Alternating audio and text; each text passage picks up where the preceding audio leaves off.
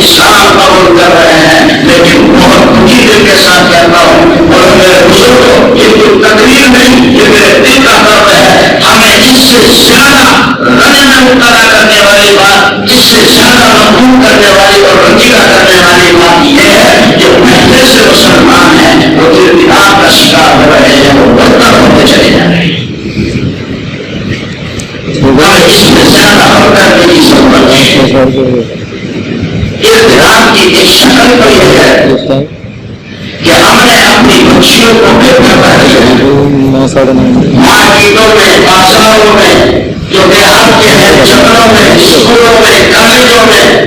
ہم نے اپنی بچی کو بے پردہ ڈالنے کی اجازت دی۔ محمود تعلیم ہم دلاتے خوش ہوتا ہے آپ کا مسلمان کہ میری بیٹی اعلیٰ تعلیم حاصل کر رہی ہے۔ نبی کا یہ ہوا کہ ہماری اولاد کو دیکھو جو 9 مہینے مسلم ماں کے پیٹ میں رہی، جس نے 2 سال مسلم ماں کی چھاتیوں سے دودھ کیا، جس نے جوانی کے 20 سال ایمان والے گھرانے میں گزارے اور بتائے ہیں، مسلمانوں میں کس طرح کا وہ خدا کی قسم وہ بچیاں غیر مسلم لڑکوں کے ساتھ سوار ہو رہی ہیں اور حکومت کا سہارا لے کر انہیں کے ساتھ زندگی بسر کر رہی ہے۔ ایک دو نہیں، یہ اپنے ضلع کی ہزاروں کی مثالیں ہیں، ہزاروں کی تعداد ہے جو مسلم بچیاں جا چکی ہیں دوسروں کے ساتھ۔ ایک مرتبہ میں نے بجنور کی جامع مسجد میں تحصیل میں بیان کیا، میں نے یہ بات عرض کی،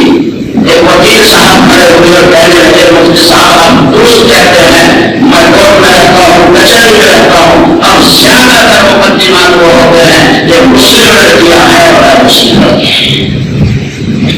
اب یہ ہم کی پچھلی پہلی بات ہے، نجیب حسین صاحب آئے میرے پاس، انہوں نے بتایا کہ ہماری بچی ہے اور وہ بولا ہے مسلم لڑکے کے ساتھ اس کا معاشرہ ہو گیا، اس کو فریقہ ہو گئی، وہ جی کی قیمت پر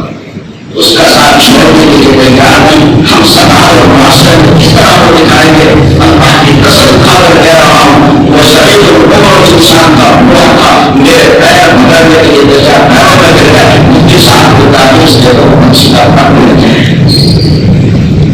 میں نے کہا بھائی میری بات یہ ہے کہ میں تعویذ کرتا ہوں، میں کرنے والوں کو پسند کرتا ہوں۔ دوسری بات یہ ہے کہ تعویذوں سے مسئلہ حل ہونے والا نہیں ہے۔ جس راستے جگر کو تمہیں جوانی کے 10 سال غیروں میں بیٹھنے کا موقع دیا، لڑکوں سے بات کرنے کا موقع دیا، بڑے موبائل تم نے ان کو دیے، اس نے سب کچھ اس میں دیکھا اور لڑکے سے اس نے ایک زمانے تک تعلق قائم کیا، اور تم نے شادیوں کو مہنگا کر کے بیٹیوں کی شادیوں کو مؤخر کر دیا۔ یاد رکھنا، اپنوں میں بیٹھ کر کہتا ہوں، جس طرح انسان کو بھوک لگتی ہے، پیاس لگتی ہے، اس کی ضرورت ہوتی ہے، جب بھوک کی وجہ سے بیکار ہوتا ہے انسان گلی سے چیز کھانے پر مجبور ہو جاتا ہے، نالیوں کا پانی پینے پر مجبور ہو جاتا ہے۔ اس لیے شادی بھی تمہاری ضرورت ہے، اگر وقت پر نہیں ہوگی تو حرام